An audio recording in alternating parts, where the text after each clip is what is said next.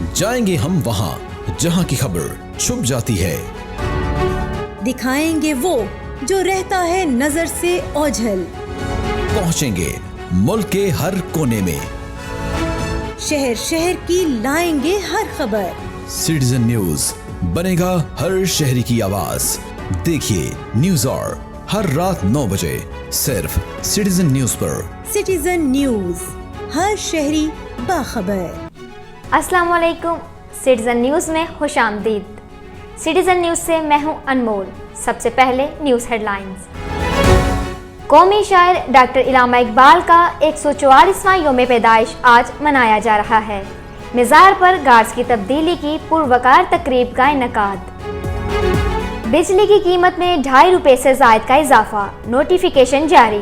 بجلی ستمبر کی ماہانہ فیول ایڈجسٹمنٹ کی مد میں مہنگی کی گئی۔ عالمی بینک نے افغانستان کی امداد کو بحال کرنے کے امکان کو رد کر دیا۔ پی ٹی آئی نے عوام کو کچھ نہیں دیا، مقامی رہنما اپنی ہی پارٹی پر برس پڑے۔ وزیر آباد سے ٹی ایل پی کارکنان کی واپسی، انٹرنیٹ بحال، جی ٹی روڈ کھول دیا گیا۔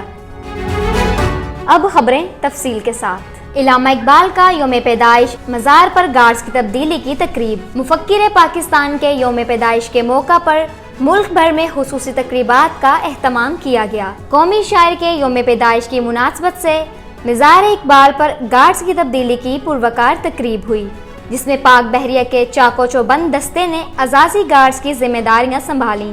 مزار اقبال پر گارڈز کی تبدیلی کی تقریب کے مہمان خصوصی پاک بحریہ کے اسٹیشن کمانڈر لاہور کموڈور عامر اقبال خان تھے۔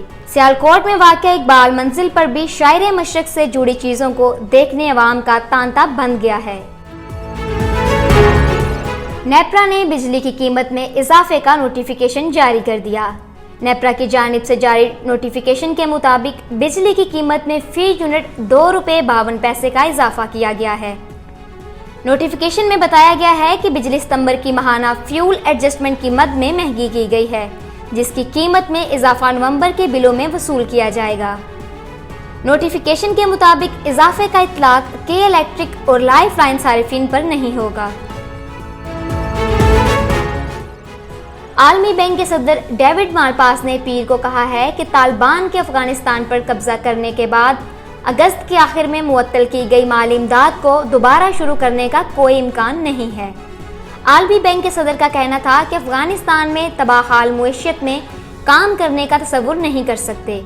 اس کے علاوہ طالبان کو افغانستان کے 9 ارب ڈالرز کے ذخائر کی رسائی بھی روک دی گئی ہے۔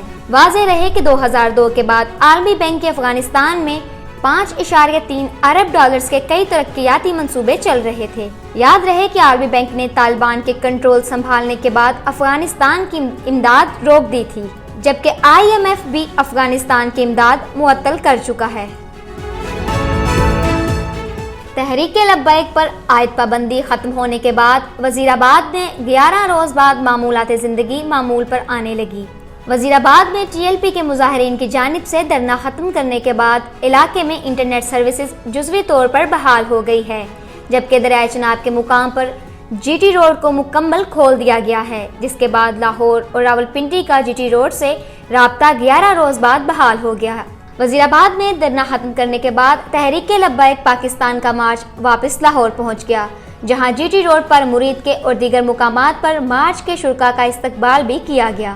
مارچ کے شرکاء لاہور پہنچے تو شاہدرہ کے مقام پر ان پر پھول نچھاور کر کے ان کا خیر مقدم کیا گیا۔ کوٹری میں پی ٹی آئی کے جلسے میں پارٹی کے مقامی رہنما خاوند بخش نے اپنی ہی پارٹی کو آڑے ہاتھوں لے لیا۔ جلسے سے خطاب میں تحریک انصاف کے مقامی رہنما خاوند بخش نے کہا کہ پی ٹی آئی نے اب تک عوام کو کچھ نہیں دیا اور اب تو خان صاحب سے ملنا بھی مشکل ہے۔ ان کا کہنا تھا کہ خان صاحب کو بس ٹی وی پر ہی دیکھ لیتے ہیں۔ پی ٹی آئی رہنما نے پارٹی کو خبردار کرتے ہوئے کہا کہ اگر اب بھی آنکھیں نہ کھولی تو بہت مشکل ہو جائے گا۔ سٹیزن نیوز سے فی الوقت اتنا ہی۔ مزید خبروں اور تفصیلات کے لیے ہمیں یوٹیوب، فیس بک، انسٹاگرام اور ٹویٹر پر فالو کیجیے۔ انمول کو اجازت دیجیے۔ اللہ نگہبان۔